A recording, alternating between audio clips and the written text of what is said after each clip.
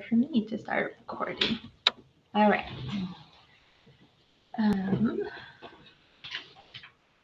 Okay. Before we get started, did everybody here, was everybody able to sign in? Nobody's missing the link? If you are, go ahead and say it in the chat and I'll put it in there again for you. Okay. So this is a quote that I like. I didn't actually know who had said it. I found out it was somebody named Tom Herner. I have no idea who that is. And this is a condensed version of it, but the quote says, if a child doesn't know how to read, we teach them. If a child doesn't know how to multiply, we teach. If a child doesn't know how to drive, we teach. And if a child doesn't know how to behave, we fill in the blank. And the full quote goes on to say something like, why do we have such a hard time filling that in? But essentially, it should follow the same pattern, right? If a child doesn't know how to behave, we should teach. Even with all of us working with older populations, our older teenagers or our adults, sometimes we get into situations where it's hard to believe that they don't know how to behave, right? As if you have a 16-year-old who's been in school this whole time, they theoretically should know how to behave, right? But sometimes they just need a little bit of extra support. So that's kind of the mindset of this presentation as well. And Marina, I just put the link to the sign-in the chat for you.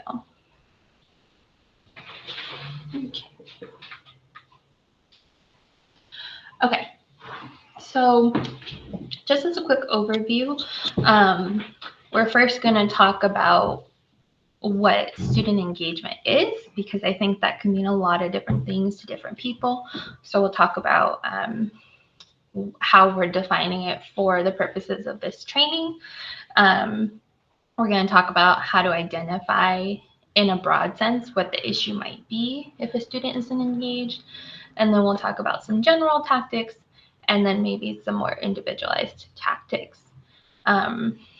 But I do want to say that all of the things that we're going to talk about today are general practices. So if the students that you're thinking of and was the reason that you signed up for this presentation, if they have very high needs or very individualized needs, and maybe they're less engaged at a higher rate, or they're engaging in some sort of behavioral issue, that is more individualized, so that won't be exactly what we're talking about today. So it's going to be just more general good practices to keep in mind. Okay. So if you could all participate in the chat, I want to see, what do you think of when you talk about student engagement?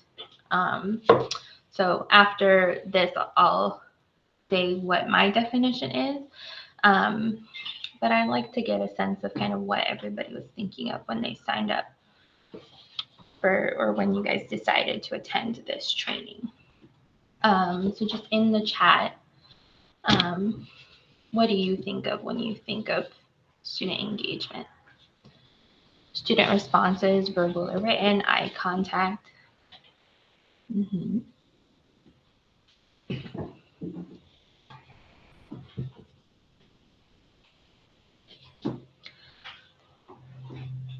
Attempting the steps or working together to achieve a positive experience. Perfect. And the reason I ask is because when I did a little search through the research to see if maybe there was anything I was missing. There's such a wide variety of ways that it's talked about when you have the student's attention.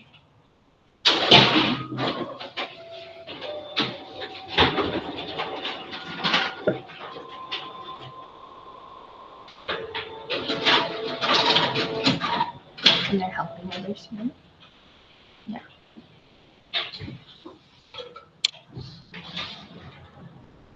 All right. Is it hard? I'm so sorry. It's hard to hear me, guys. Is it because there's noise in the background, or is it just in general hard to hear me? Yeah, the noise. I apologize for that. If there's anything after we're done that you feel you missed, feel free to stay on. Okay. Thank you, Julie. It's good to know it's getting better. Communication. Perfect. All right. Feel free to keep putting your thoughts in the chat. So I think it sounds like we're all kind of on the same page. So for the purposes of this presentation, when we talk about student engagement, I'm personally going to be talking about actions or how they're actively involved. Whether that looks like completing tasks or completing assignments they're given, asking or answering questions, whether it's between staff or student to student, and then also just in general, if they're attending or they're oriented towards the materials. So if a teacher is speaking at the front of the class, are they facing the teacher? Are they looking at the teacher? Things like that. And I think I saw a couple of people put in the chat too, like just having the students' attention. So we all have very similar thoughts, which is I'm glad to hear. Okay. So I have another thing for you guys to fill out. Oops. Sneak peek. So I sent an email. I was trying to send it yesterday, but I think it had to wait for approval. So you might not have gotten it until this morning. And you probably only got it if you were already signed up for the session on Sketch. But I have a Google form, and I just put the link in the chat. And I'd like for you guys, it just has 2 questions. But if you have a scenario that you're thinking of where maybe you observed somebody struggling with student engagement, or you yourself was struggling to get a student engaged, whether that's one student, if it was a group of students, which I have seen also, or even just the whole class, if you could put that scenario in the Google form. And then there's a second question that says, like, what were some things that you tried? So if you want to put that in there, you can as well. Later on today, we're going to do breakout sessions, and we're going to be revisiting each other's scenarios later on. So at the end of this, hopefully, you will have an outsider's perspective on your specific scenario. So I'll give you guys a few minutes to complete that. And if you're having any issues, please let me know.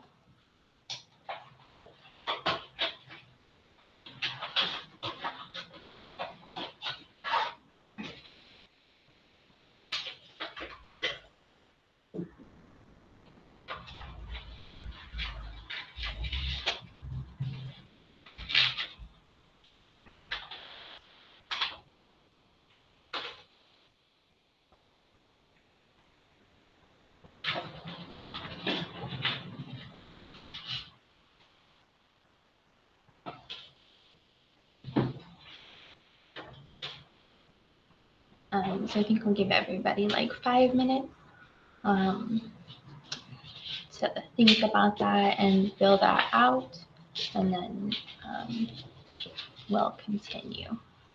If you can't think of anything, that's okay. But like I said, my guess is that you're here because you had specific scenarios or things that you saw running through your head.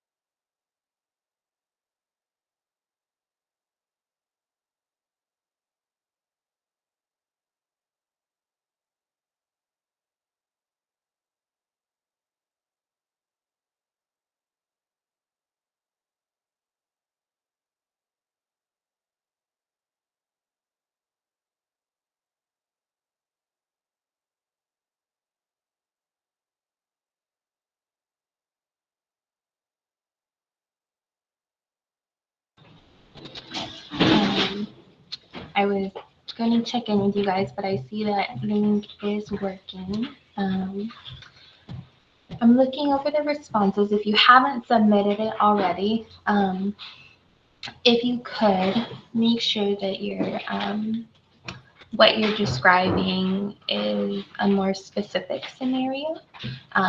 So like maybe an example of a day or a time where you were particularly struggling, and give some details around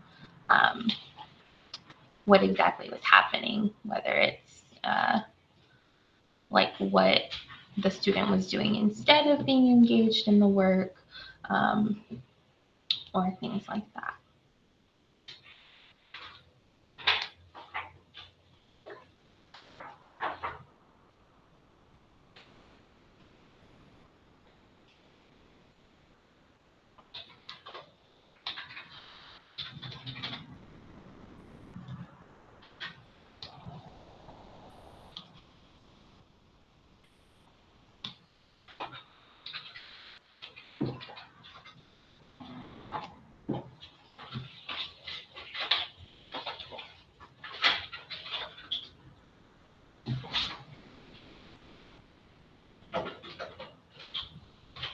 We'll do about one more minute. And then if you haven't finished submitting it yet, that's totally okay. You can keep working on it while you're listening.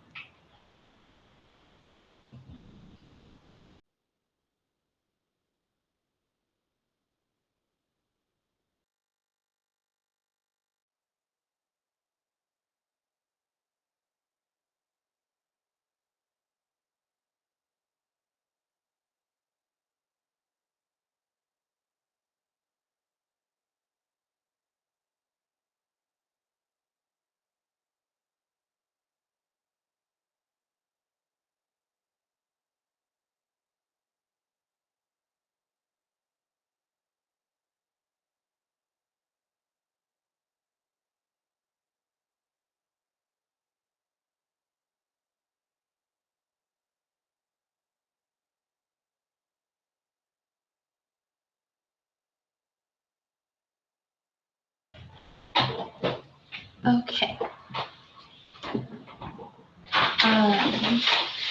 Thank you for those of you who filled that out.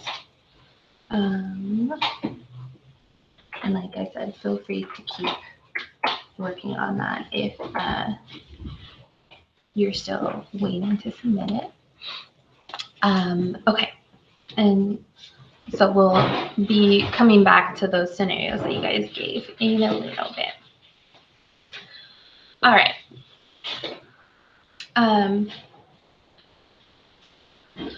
So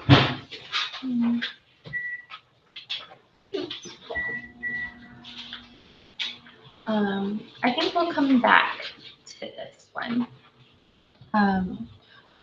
First, I wanted to talk about just a general thing. And so remember, and maybe if you missed the very beginning, the focus of this presentation is on paraprofessionals. So whether that's para 1s, para 2s, or our behavior specialists. And if you're a teacher, all of this applies to you as well, but really looking at how we can also support the paras in supporting you. So I'm sure you guys have heard this before, how important relationships are. And I wanted to say that relationships are important for everyone. So if you're a paraeducator, you have paraeducators in your class, how are you building yourself as something positive? So these are a few ways to make sure that you are a positive thing. And by positive thing, I mean that you're not just there to correct students, right? So the first way, and I bring this up all the time to people, is the 5-to-1 ratio. And so all that means is that for every one corrective or neutral statement or interaction that you have with a student, that you're also having or giving 5 positive statements or interactions with that same student. Now that does not mean that when you go correct them, you then immediately have to find 5 things that are positive to talk to them about. It's just an overall ratio. So maybe on Monday, they're having a particularly hard day, so you're having to correct them a lot or redirect them or just give them reminders. But then throughout the rest of the week, they're doing better. So you want to make sure that you're also having those positive interactions with them throughout the rest of the week. And the ratio is just there again so that you are something positive. Because I'm sure we've all experienced those people where if all they do is correct us, we probably start avoiding them. We don't really want to talk to them, things like that. The second way to make sure that you're something positive is just acknowledgement. So it kind of ties in with the 5-to-1 ratio, but when they are engaged or when they are doing something that we want them to do or that they're supposed to do, is it acknowledged? So do people pay attention when they're engaged or just when they're not engaged? And we're going to talk about that also in a little bit. And then also, and this is probably the easiest part for everybody, is providing support, answering questions, things like that. But really just, are you there when they need it? Okay.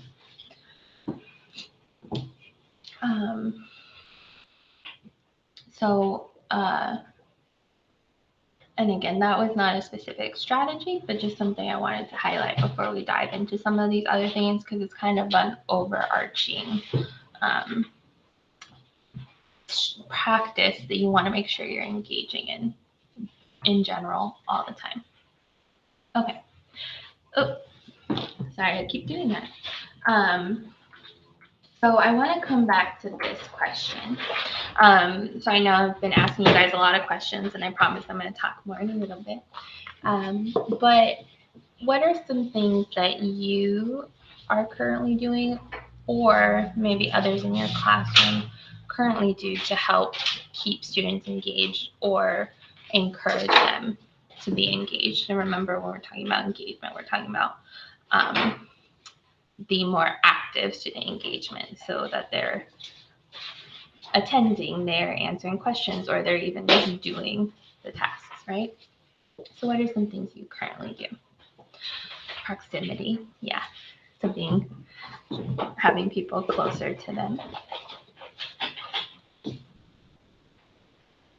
Assigned group tasks. Cool.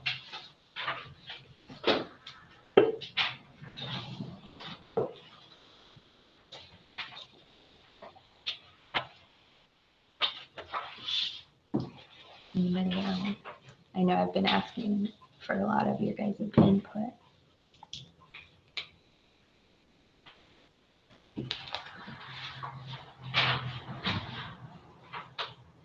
Okay.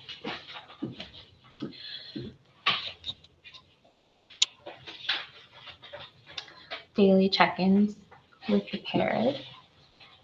Mm-hmm. Sitting by the students, yeah, some more of that proximity. Yep. Probably because you've built a relationship with the students, so when you're close to them, they know what they need to be doing, right? Yeah. All right.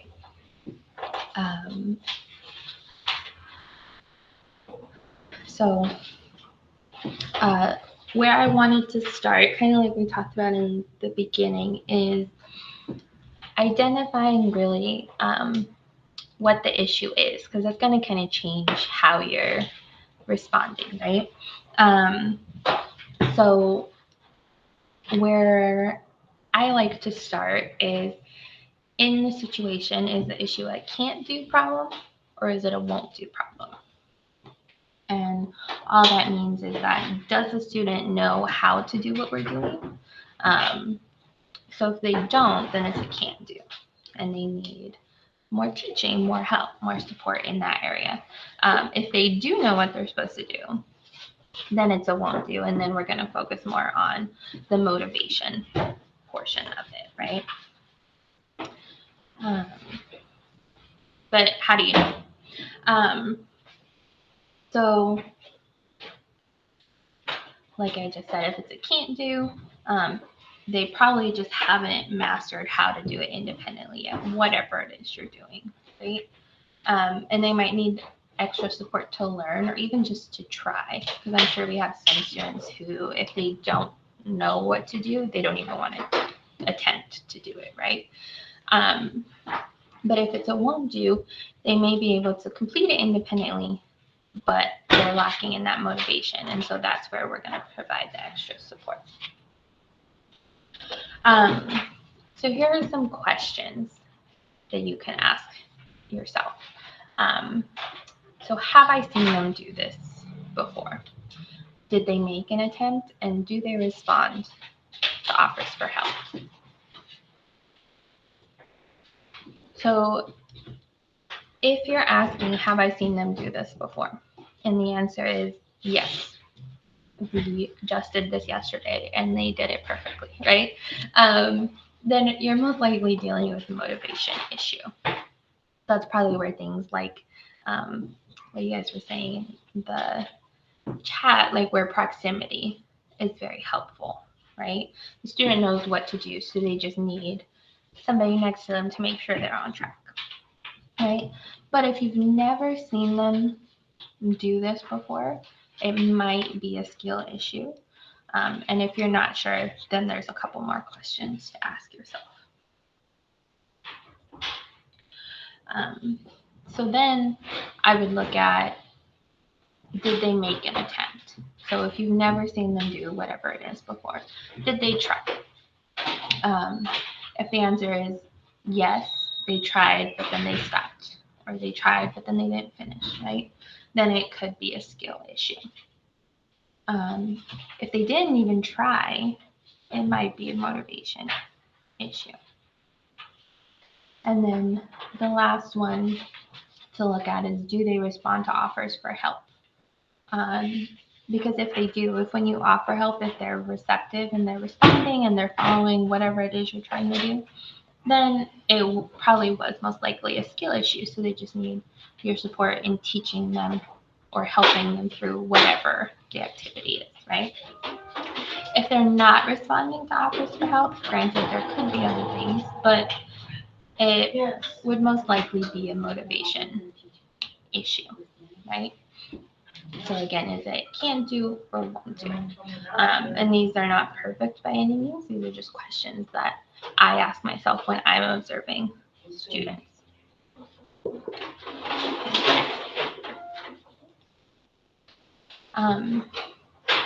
So if you've determined that it's a skill issue, you guys are all teachers, you're educators, para-educators, you probably know how to help with that part, right? But if it's a motivation issue, that can get a little bit tricky because we can't make our students do anything, right? So then the next question I would ask is, are you being clear? And what I mean by that is, how are you giving instructions or asking questions, right? How did you present whatever it was that we want them to be engaged in? So if it was presented in an open-ended way, so for example, like, hey, can you do XYZ for me, right? There's freedom for the student to respond how they'd like, right? Our goal is probably that you're just going to give an instruction or ask a question and they're going to do what they're supposed to, right? But if they're already struggling and then we give it open-ended, there's freedom and it's socially appropriate for them to respond however they like. Similarly, these two kind of go together. If you ask a question that's phrased in a yes or no way, where that's the answer, it's also appropriate for somebody to respond no. So for example, if we're trying to go somewhere and a student doesn't want to go and they're sitting there and you say, hey, can you stand up for me? They can say no, right? You ask them. So those are two things I just like to bring up because sometimes I think it's just natural for us to talk more in terms of open-ended or asking questions, right? We're trying to maintain a positive relationship with the student, but it leaves room for interpretation. On the other hand, if you're providing choices, so if you present an instruction as a choice, it might give the student a little bit of control over how they complete something. And when I say choices, I don't mean like, would you like to complete this activity or would you like to, go talk to your friends, right? It's not a, do you want to do what you want to do or what you're supposed to do. It's more of a forced choice situation. So would you like to complete question 1 first or question 2 first, right?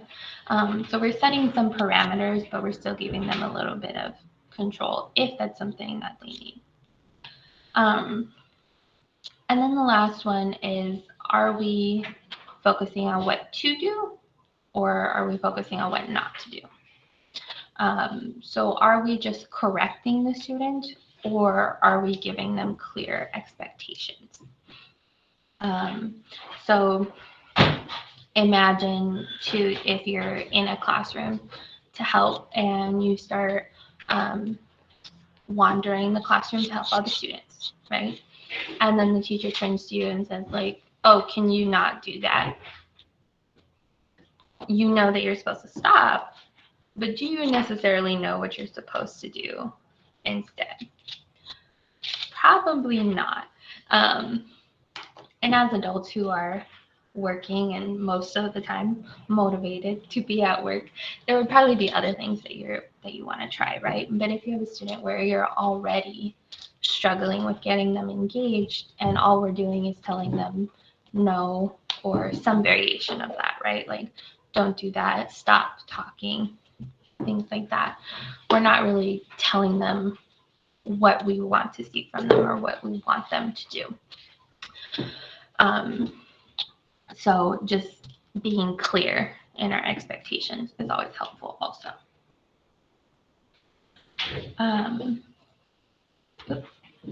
Any questions so far? Or thoughts?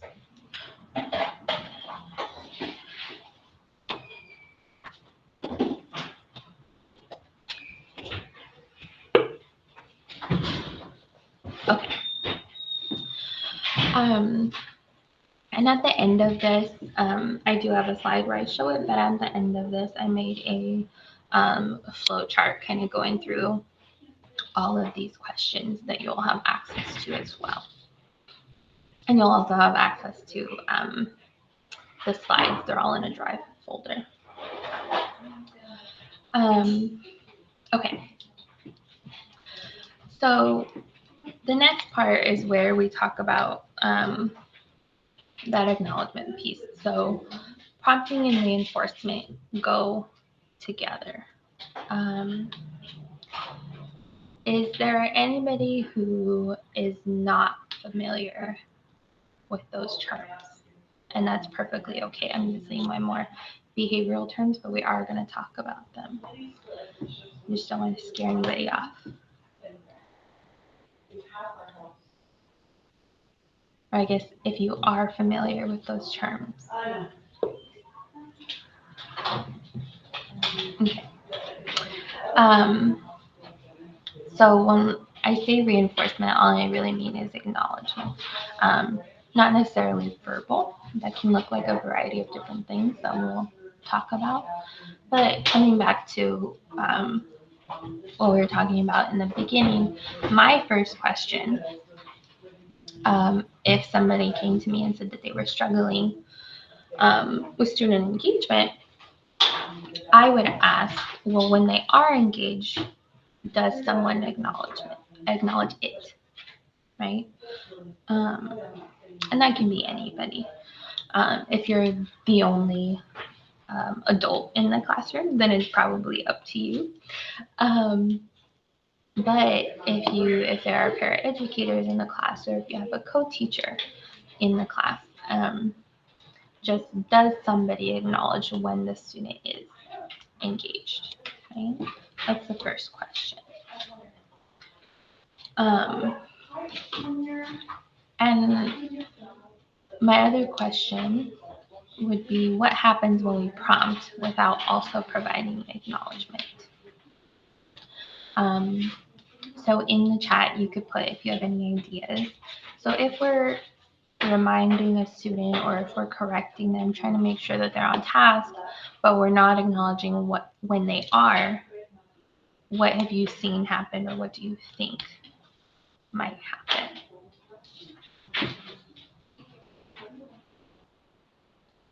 I can put it in the chat really quick.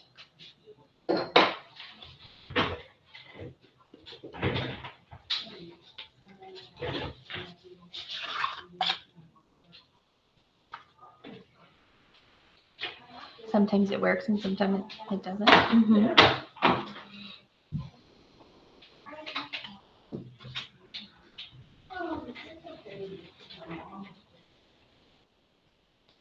Yeah, so we're giving a lot of reminders, but that's kind of where we stopped. It might work sometimes, right? Depending on the student, or depending on the culture of the class, but sometimes it probably doesn't. Even with the same student, they can lose motivation. Yeah. So even for us, if we're constantly asked to do something, but then there's never any sort of acknowledgement, we might keep doing it, right? But we might eventually stop. We might lose motivation. It might take us longer to do it.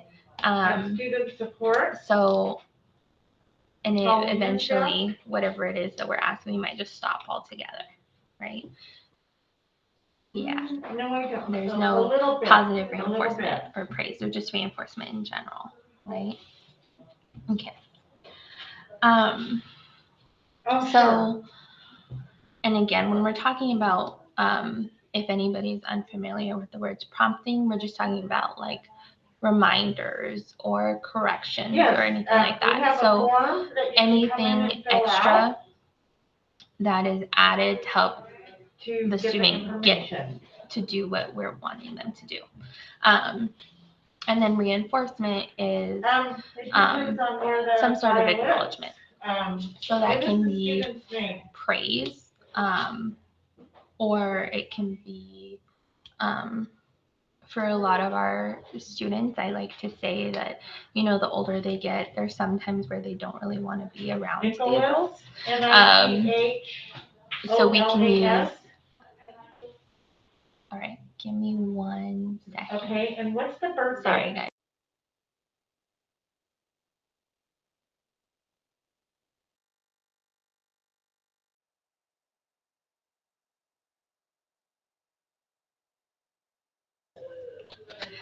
All right, sorry about that, guys. There's a lot of people packed into our office trying to get stuff done. Okay. So, like I was saying, acknowledgement can look a variety of different ways, right? It can be verbal, where you're going to them and you're providing praise. It can be a gesture, so like a thumbs up, a high five as you're walking past, something like that. Or it can even be written. So maybe on the assignment, right? Or on a sticky note as you're walking by, you put it on their desk. The point being is that you can acknowledge or reinforce in a variety of different ways. And what I was saying was that we typically want to focus on the positive reinforcement. So we want to add something nice, say something nice. But if you have a student that wants, just is kind of done with everything, right? Or like they don't like the adult attention, they don't want your help. Also using escape from you or from that adult attention can be helpful as well. So there are some students where the para educators, I've seen them say like, as soon as you get this done, I'm gonna leave you alone, like I'll walk away, right? So that's also a form of acknowledgement. You're acknowledging that they got it done, so now you're gonna leave them alone. Okay. So there, any praise is probably helpful, but there is a distinction between when you give more general praise or like positive comments versus when it's specific to what we wanted them to see. So for example, a difference between like, oh, nice job, to versus when you say like, nice job with that question you asked, right? You're being very specific. This is what I'm acknowledging. Because especially if there's a delay in between when you have a chance to give them that acknowledgement, versus when they did whatever it was. So if we're talking about like they asked a really good question, it could have been, it might be 10 minutes later, right? And you just walk by and you say, nice job. They might not, the student might not be exactly sure what you said nice job about, right? They could have done any number of things in that last 10 minutes. So being very specific is also helpful. And I thought this was interesting as I was kind of doing my research to see if there was anything extra I wanted to put in there, in here. I found a study that was specifically looking at praise that was provided in middle schools and high schools. And they found that behavior-specific praise that was delivered to the whole class, at least once every 4 minutes, they saw a slight and temporary increase in student engagement. So it worked kind of in the moment, but then the student engagement kind of tapered off. But when the specific praise was delivered at least once every 2 minutes, they saw sustained increases and changes in that student engagement over time. And I put the study down there at the bottom. But I just thought that was interesting. And obviously, when there was no praise, the classes were struggling with student engagement, and there was a lot of disruptive behavior. And that doesn't mean that you have to provide praise once every 2 minutes. That was just illustrating the impact that something like just simply making an acknowledging statement can have on student engagement.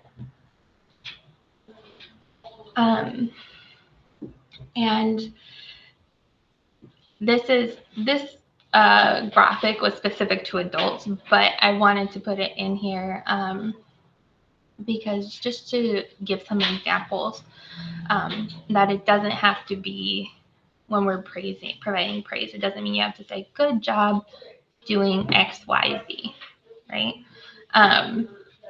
If you struggle with making sure you're providing praise, that's definitely a place to start. But you can do it in a variety of ways. So again, these were for adults like on the job, but saying something like, oh, I like how you did that.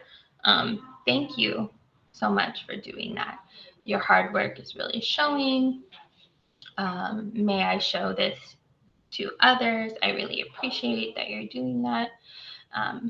Different things. So a lot of the things you might already be saying in conversations with your students.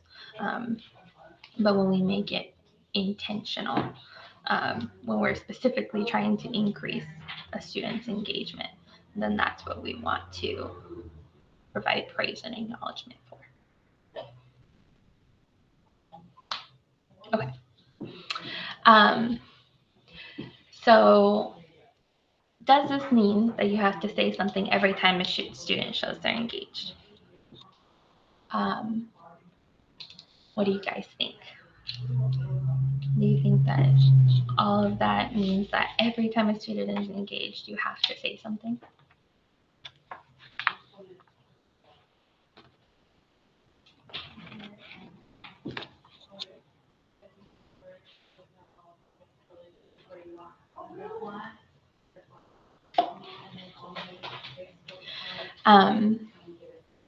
The answer is no, right? Yeah. So,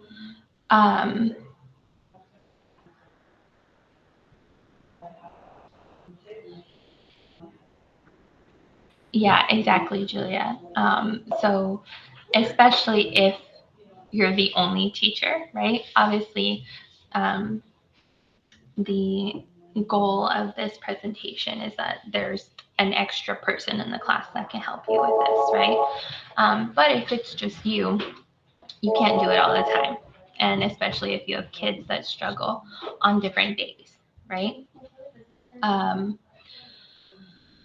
But this leads to the next point is just doing what you can.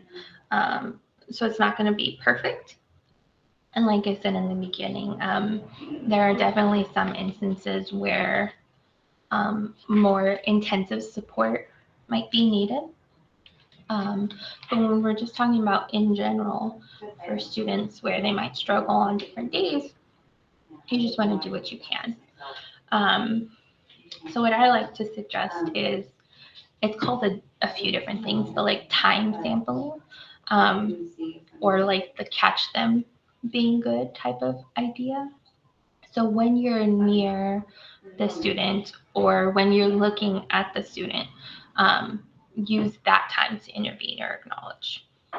So, for example, if you gave some group work and now you are wandering around the class, seeing if anybody needs help, seeing what they're doing, and now you're at the group where you have a couple of students that struggle with being engaged. If you see them engaged in that moment, that's the time to acknowledge. Or if you see that they're not engaged in that moment, that's the time to give those reminders and kind of go from there. So just when you can, right, as it's natural throughout the day, to do those things. Okay. And then, of course, what if all of that doesn't work, because some of the stuff you guys are probably like, yes, I know. So what if all of that doesn't work? So then my next question, would be, do they need you to meet them where they are? So for this, I'm thinking those students where they're repeatedly unmotivated, right? Or they're repeatedly struggling to be engaged with your class. So we'll go into a little bit of detail about each of these things, but we're going to talk about, like, do you need to shape their behavior a little bit? Do you need to set some contingencies? Do you need to accept different types of behavior as engagement? Okay. So when we're talking about shaping, and this is kind of a technical definition, but I'll explain it a little bit. So shaping is reinforcing smaller approximations towards a larger goal. So for example, when you're trying to teach, or I had a student last year who, a little bit of a different situation, but the staff struggled to get him to put his shoes on. So we did this, and we did it all in one moment. So first I had him touch the shoe. Then he put his hand in the shoe. Then he put his toes in the shoe. Then he put the shoe on and left it on for a few seconds. Then we put it on and he was okay with it, right? So that's a different example. That wasn't necessarily student engagement, but that example highlights, like, just those small pieces towards what your larger goal is. And it can be done in a short period of time, so like over one class period, or it can be something that you're focusing on over a longer period of time, say like a week or a month, or maybe even the whole semester, right? If the student is particularly struggling. So maybe you just start with them focusing on the task. So instead of turning around in their seat, are they facing the way that they need to, and they're at least attending? Then we provide acknowledgement for that, right?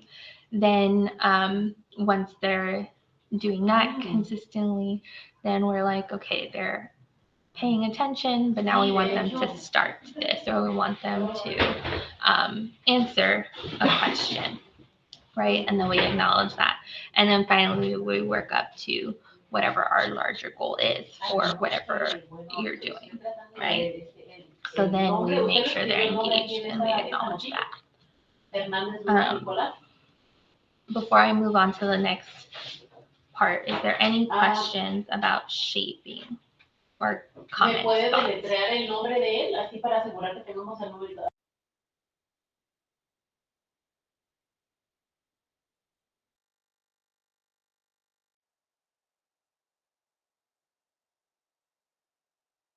Nope. Okay, great.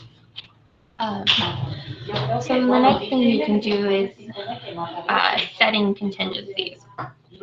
So this kind of goes throughout everything that we're talking about, but here you might need to be more purposeful with it, right? So by setting contingencies, all it means is that when they are engaged, something else is going to happen, right? There's going to be some sort of consequence. It's usually positive if they're doing what we need them to do, right? So now we're telling them, once X happens, then Y can happen. So once you finish this part of the assignment, then you can have your free time to work on other things, or things like that. Or like I said before, using kind of that escape from maybe unwanted attention as the consequence. So do this part for me before I move on. So there, because we talked about how a lot of you guys are using proximity to help.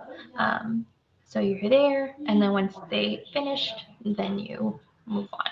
But you're making it very clear for them. I'm leaving because you finished, because you did what you were supposed to. Okay. And then the last one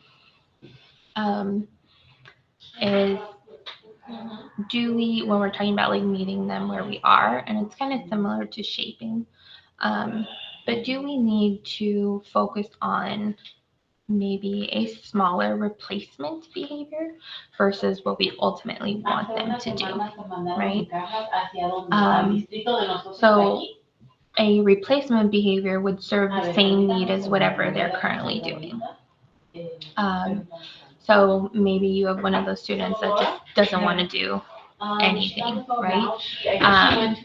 So can they communicate that need? Can they say like, can I go get some water instead, right? Or can I take a few minutes before I start, right? Like something smaller that gives them that same need, but maybe they're not being disruptive. They're not just talking to other students, something like that. Versus the acceptable behavior would be what we would hope to see eventually, which would be like their active engagement. So do they need us to start smaller is the point of this slide.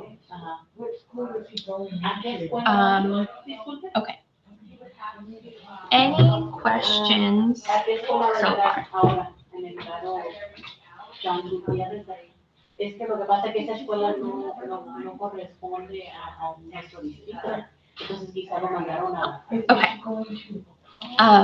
So we're right on track. It's been about an hour. So we'll take a quick break. I think we'll take about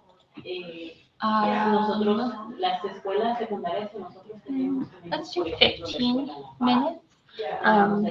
We could all do what we need to do. What did Jennifer call it earlier? A bio break.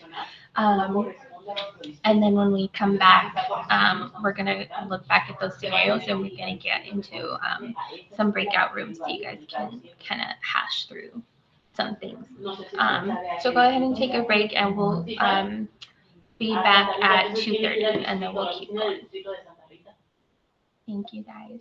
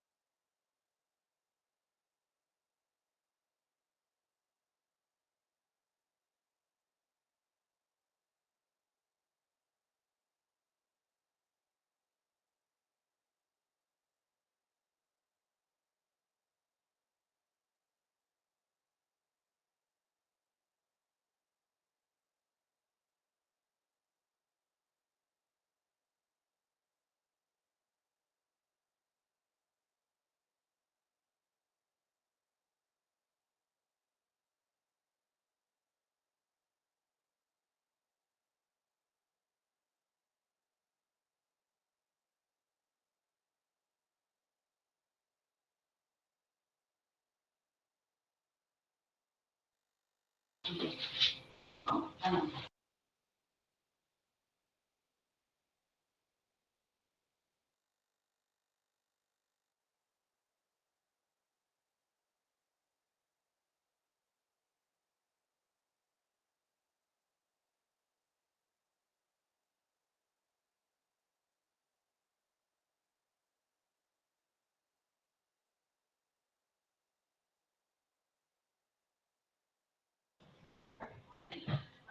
right, welcome back, everybody. You get excited. Hopefully, everybody has returned.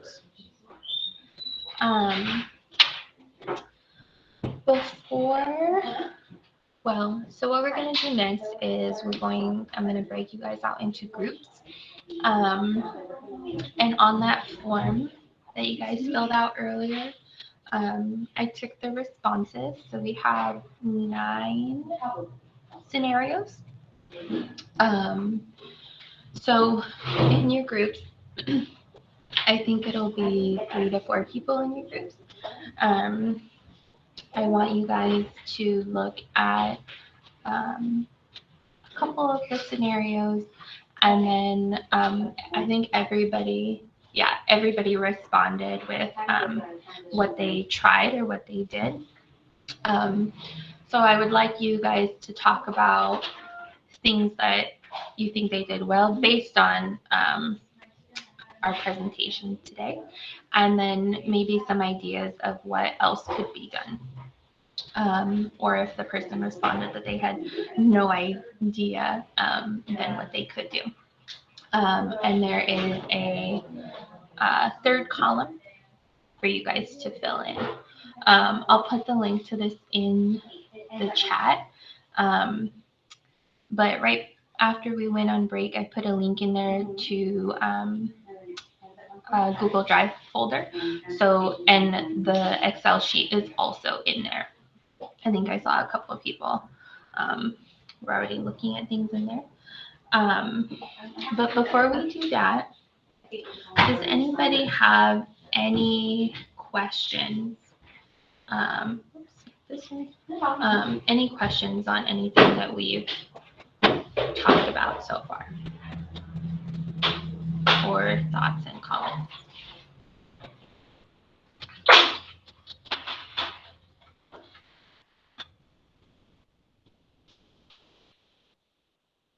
No? Okay. I'm going to go ahead and put you guys in breakout rooms.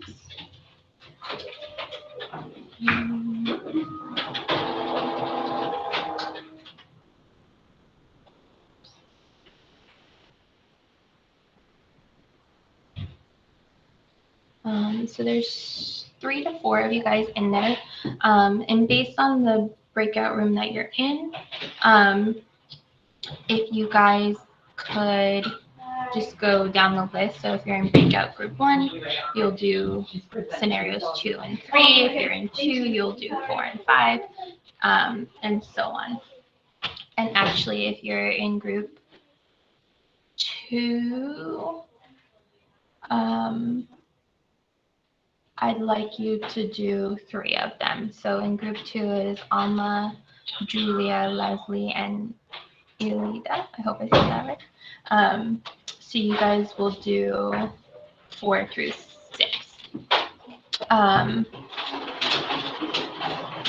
So I'm going to give you guys about 20 minutes. And I'll be here in the main call if you guys get confused or you have any questions. And if you need more time after that 20 minutes is up, feel free to send somebody over to let me know, and we can add some more time. Before we go, are there any questions?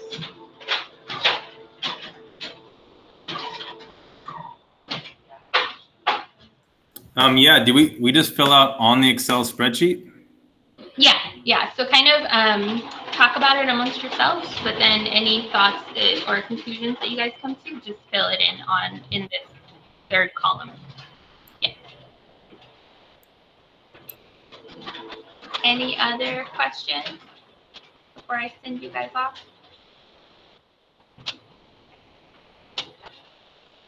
No? Okay. I will be here if you guys have any questions. So we'll have about until 2:55.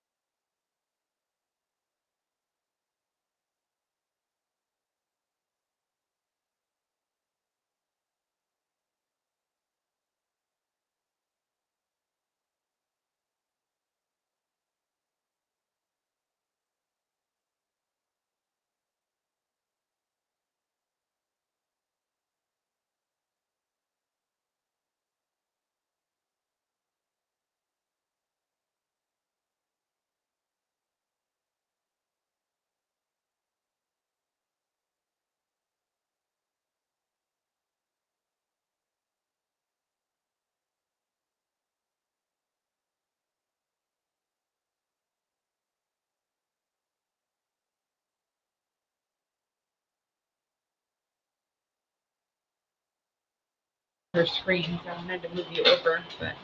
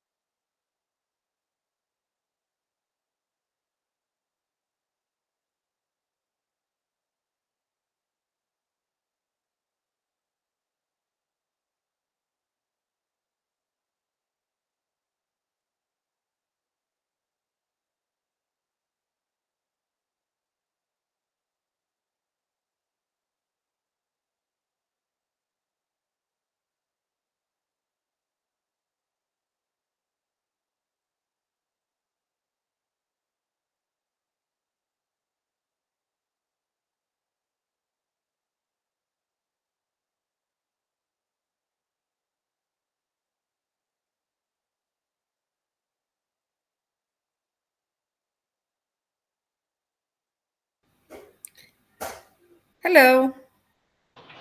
Hello. Question. So we are in breakout room 3 and we were not sure which questions do we have to discuss. You guys are gonna do 7 and 8. 7 and 8. Perfect. Okay. Thank you so much. Yeah, you're welcome.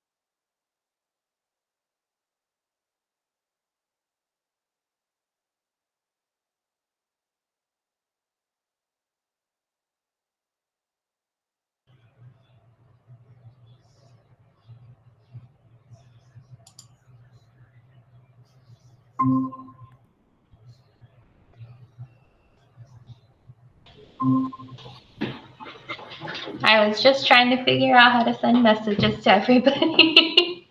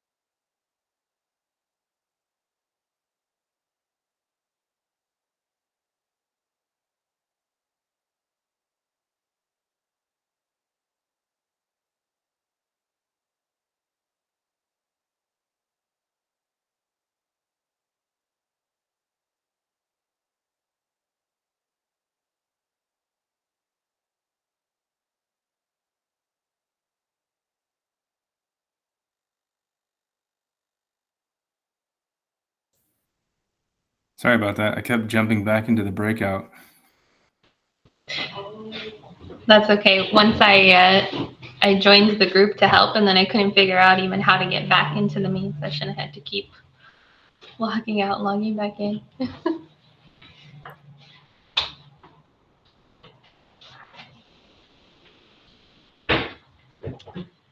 I just set a timer. Hopefully everybody who's still in the breakout room can see it, but they have about 3 minutes left, and then we'll all come together again.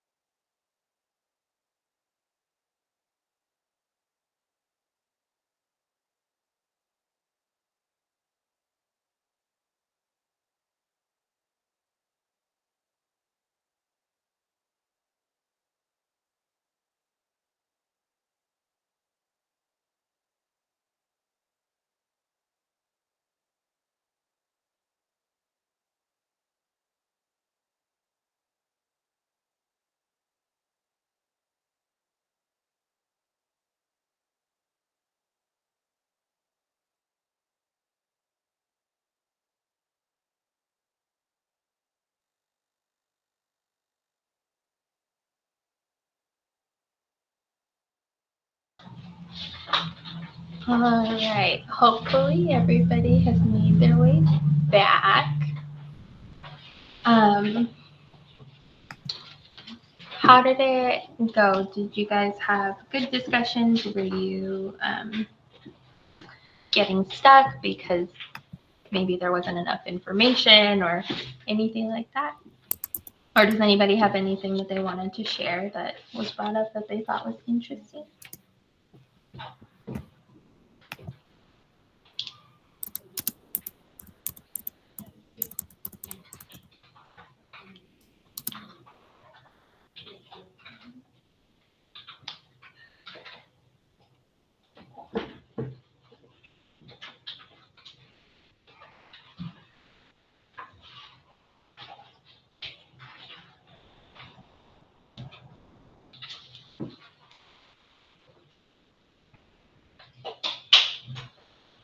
That's good. I'm glad that there was some validation going on, because I'm sure some of the scenarios that were in there were particularly challenging.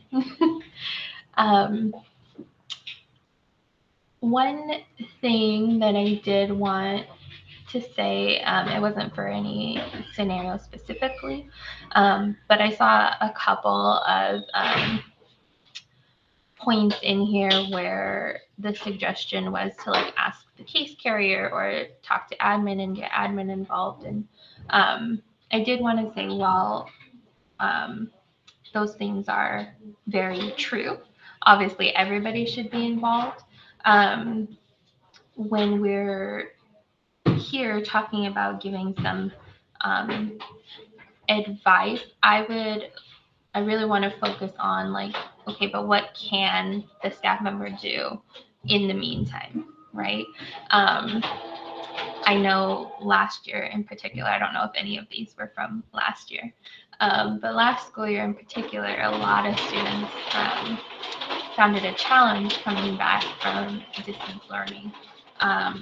And then on top of, like the district being short-staffed or there being new staff members that had never been in person either.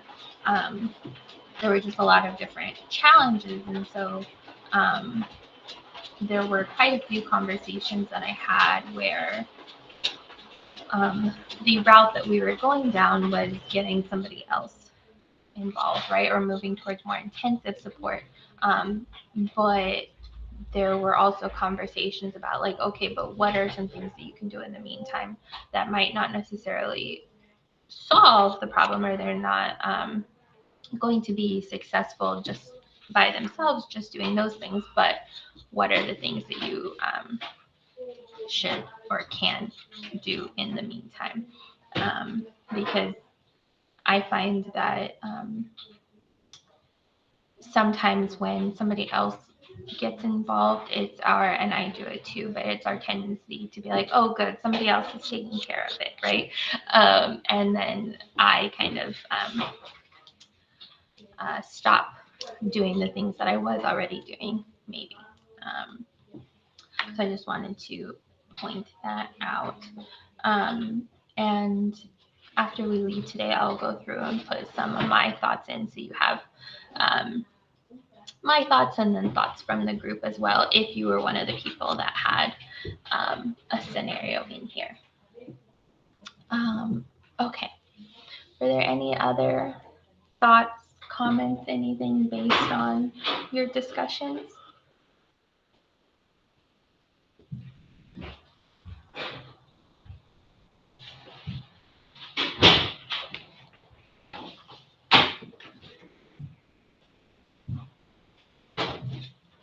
No? Okay. All right. So there's just a couple more things that we're going to talk about that are more like the slide says, just things to keep in mind as you're trying to help support students. One thing that I would always keep in mind is make sure that you're avoiding power struggles, right? I know for in some instances it's probably difficult, especially if you're doing more one-on-one support with the student, or if they're resistant to support and you know that they need it. But I would still do your best to avoid it by keeping calm. And that means your tone of voice, but also your reaction, and how you're saying things, or your body language. So I often, even with my students that are in general education classes, when I go in to help them, if I need to talk to them about something, I'll kind of kneel down next to their desk rather than standing up and kind of talking over them. Minimizing negotiations.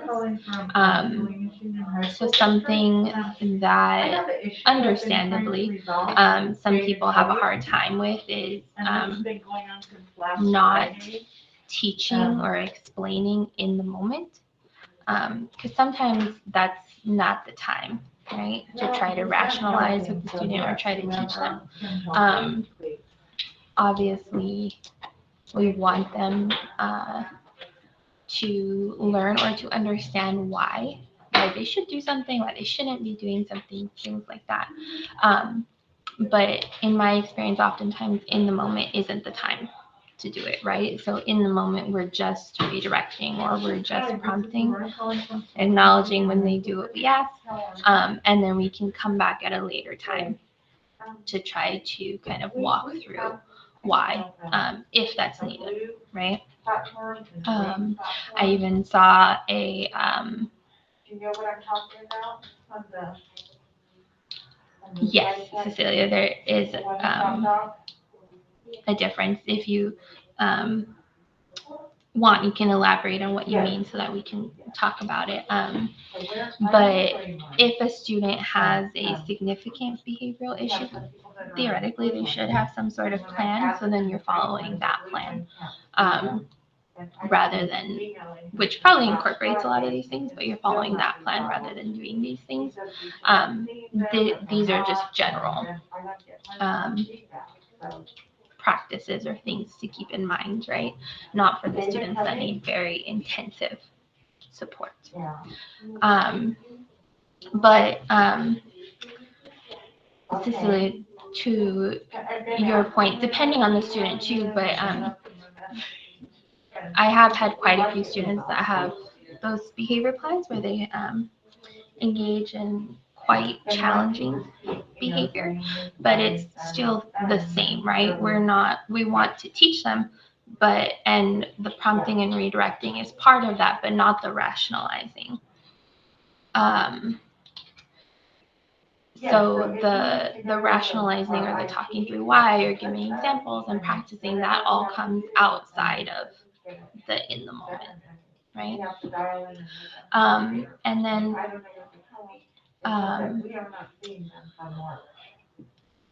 I just put this just as a last thought on power struggles is just walk away if you need to. So if you feel like you can't control your response to something, or maybe you're kind of in a back and forth and you feel like you're not going anywhere, it's okay to walk away, right? It's okay to go help another student and come back, or go take a couple minutes, maybe switch out with somebody, maybe switch out with the teacher if that's appropriate, things like that. And I just wanted to put this in there because I have seen a few people that kind of struggle with in the moment, kind of back and forth with the students, and it gets hard, understandably. And then, so sometimes you're like, yes, I do all of that, and it still doesn't work, right? And so I would ask, how long have you been doing these things? Sometimes I hear people say, like, I'll give a suggestion. They're like, oh yeah, I did that, but then this happened, right? And they're talking about in the moment, it didn't change the behavior. But when we're trying to change a student's behavior, in this case, we're talking about just like getting them more engaged and probably away from something that's more disruptive or maybe is not appropriate in the moment. It's not necessarily whatever we're doing isn't necessarily going to fix that moment, right? We're trying to fix future instances, whether that future instance is in 5 minutes or if it's in 5 days. But it's not always a quick turnaround with behavior, unfortunately. So how long have you been trying these things? Has there been consistency? Whether it's with you or other teachers or other staff members, right? If you're trying something and you're having a hard time, but you feel like you're the only one that's trying that thing, that could be hard, especially depending on what your role is. So if you only have the student for a certain amount of time per day, that can kind of impact the effects that what you're doing is having. And then similar to that, how much do you have control over? And there could be that they may need more intensive support, right? Obviously, we do have some of those students, but we should still be engaging in these general practices and making sure that we're consistent. So at least that part is taken care of, right? Because the goal is eventually, even if they get the more intensive support that they need, the goal is that then they'll be okay in like our normal classroom, right? And maybe they might need a little bit of support to be more engaged sometimes. But yes, so even if they do need more intensive support, I would just suggest that you make sure that whatever you're doing, whatever you're in control over, that you're consistent with it and that you're still trying and trying for longer periods of time while you might be getting more support. Okay. Before I get into this, I have a couple more thoughts, but is there any other questions or thoughts, comments that you guys have?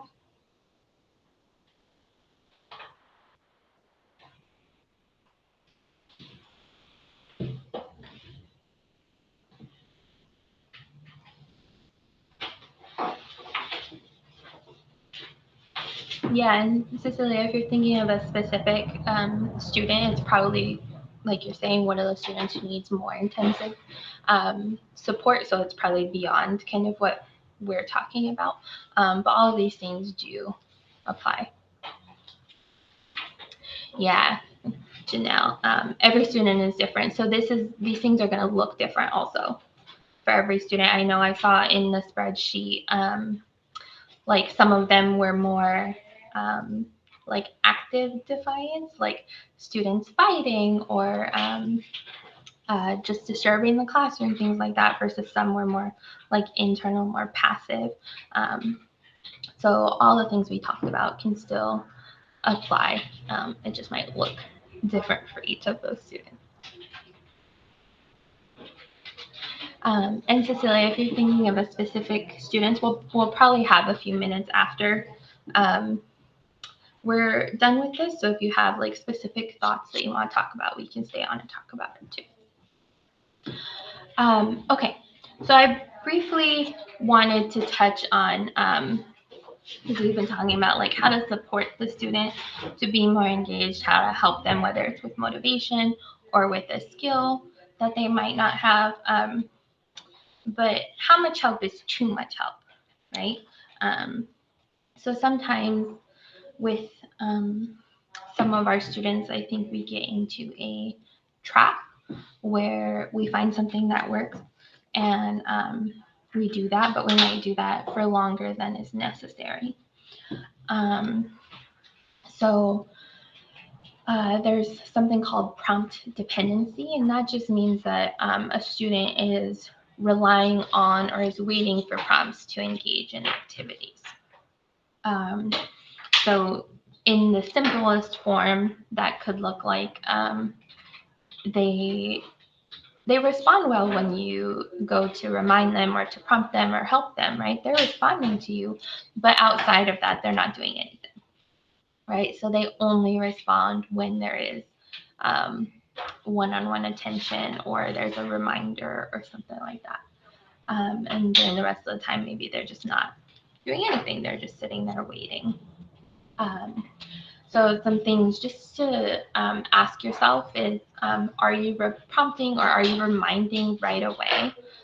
So are you giving them time to show that they can be engaged or to engage by themselves? Or are you reminding right away, which is sometimes needed, but again, like over long periods of time. And then do they attempt to start something, or again, are they only responding when somebody reminds them? And if you find that the answer to those two questions are yes, then you might want to try like fading that out a little bit and giving them a chance to be independent, or even just prompting them to be independent, right? Instead of kind of, for example, walking them through something, maybe asking them a question to kind of force them to think through it on their own.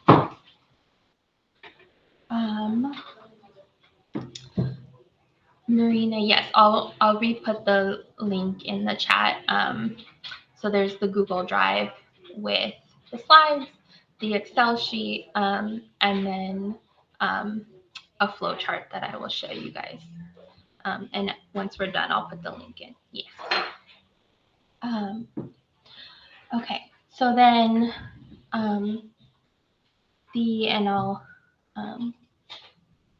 we'll come back to questions, thoughts, or comments. But in summary, I just wanted to say a lot of the stuff that we talked about today is stuff that you're probably already doing, but when you have a specific student, or maybe, right, it's the whole class, you want to do them with intention, right? We want to be intentional in our support, whatever that looks like. So I would say, like, what do we hope to see from the student? Do we know, is everybody on the same page? Have we told them that in a way that they understand, right? And then are we supporting them in reaching this goal? So did we just tell them and then we moved on, we were distracted, we forgot maybe, right? Because in that case, like we talked about earlier, just telling them might work, but it's not always going to work. So are we supporting them in reaching whatever that looks like, whether it's teaching and helping because it's a skill thing, or whether it's helping a little bit with motivation. And this is also in the drive, which I believe lovely people are sharing in the comments. Thank you guys. So feel free to use this if you think it's helpful, or if you think it's helpful to share. Somebody suggested, another teacher suggested a flowchart might be helpful just as like a quick guide. And it goes through kind of everything that we talked about today. So it's in the slides, but it's also in there separately as a PDF. So some of those questions that we asked, and then in the boxes is suggestions for what to do next. Are there any questions, thoughts, comments before I give you guys your final links and stuff?